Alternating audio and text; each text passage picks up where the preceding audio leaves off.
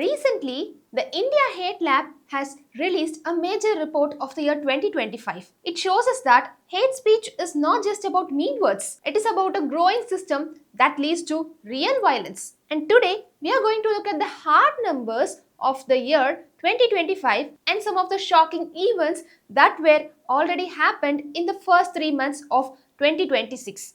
And we are also going to look at how these political speeches turn into street level violence.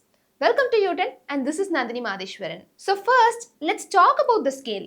In 2025, the India Hate Lab reported or documented nearly 1,318 hate speech events across 21 states. So on an average, every single day there was happening 4 hate speech events. And when we look at the trend over the last 3 years, the jump is just massive. In 2023, there were 668 events.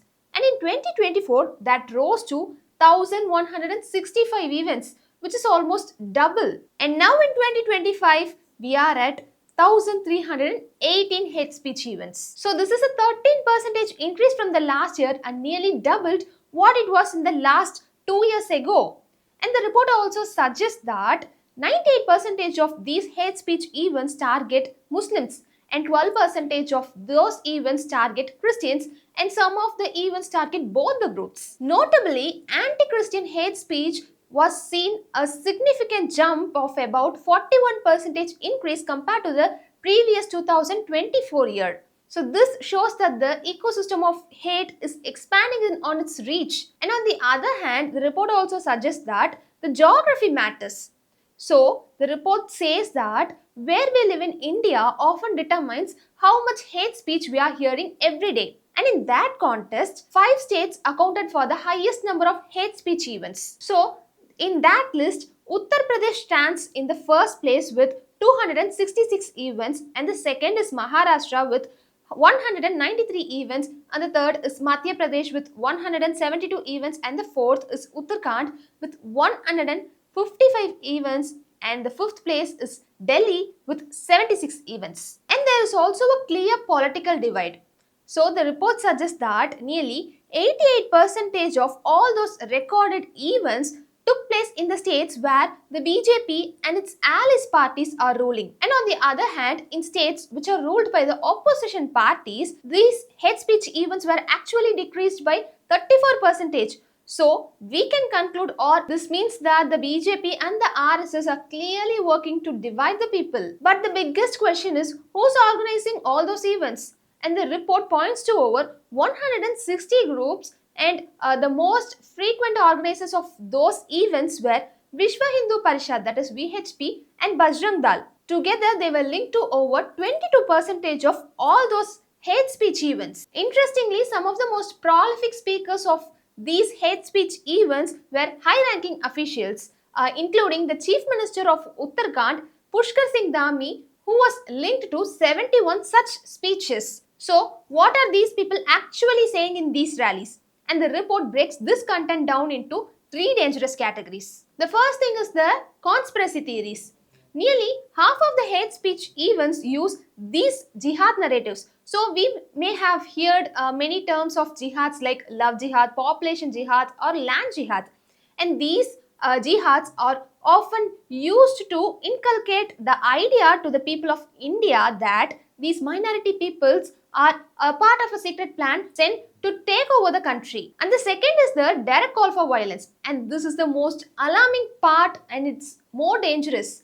Nearly 308 speeches included explicit call for violence and 136 events specifically call for the people to take up the arms openly. And this is a 19% of rise in the violent rhetoric compared to the previous year. And the third is dehumanizing languages.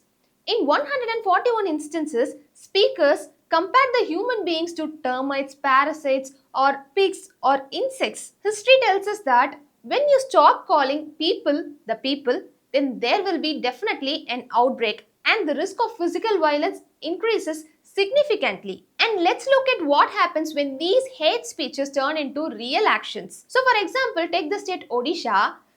Between the mid 2024 and early 2026, there were 54 communal incidents. On January 4th, a mob attacked the home of the Christian pastor named Bipin Bihari Nayak. They did not just yell at him, they tortured him. They even forced him to eat cow dung and they paraded him through the streets wearing a garland of old slippers.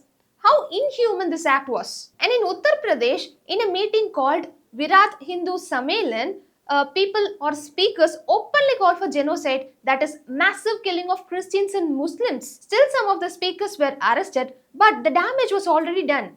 So people in those communities were living with a constant fear in that area. And the hate also targets history.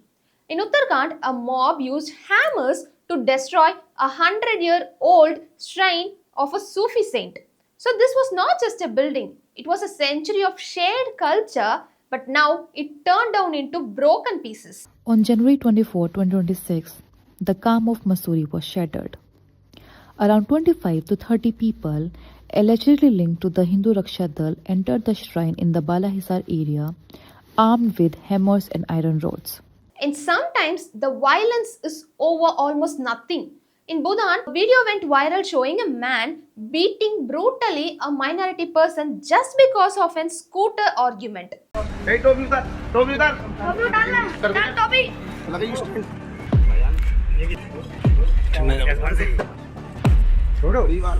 And in Bihar, an old man named Abdul Salam, who was about 65 years old, was brutally beaten to death with an iron rods.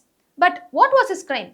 He just came forward and told the people or told the speakers not to spread any hatred or religious comments. He paid for his courage with his life. Even religious festivals, which should be the times of peace, have become violence.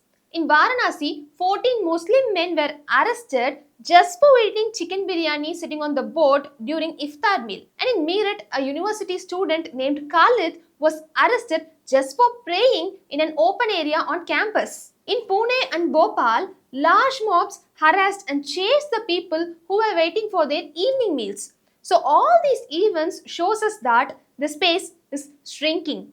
It is becoming more difficult for the minority people to live freely in the public spaces without being watched or attacked. Even though these are in-person events, they don't stay in room.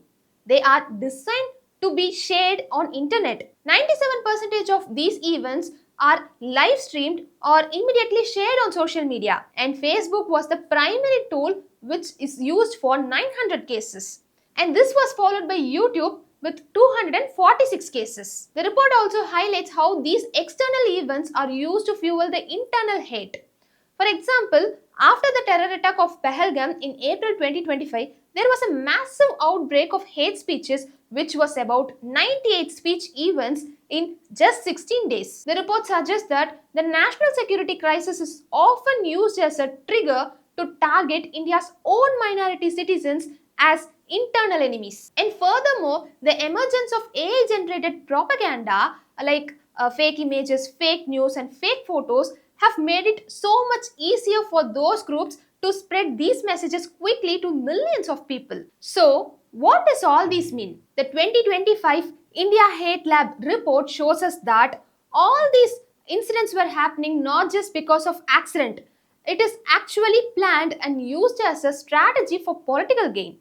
Imagine when hate speech events are happening every single day for 4 times, then it seems to become a normal thing. But it is not a normal thing. It increases the risk of physical violence, economic boycotts, and it brings severe damage to the places of worship.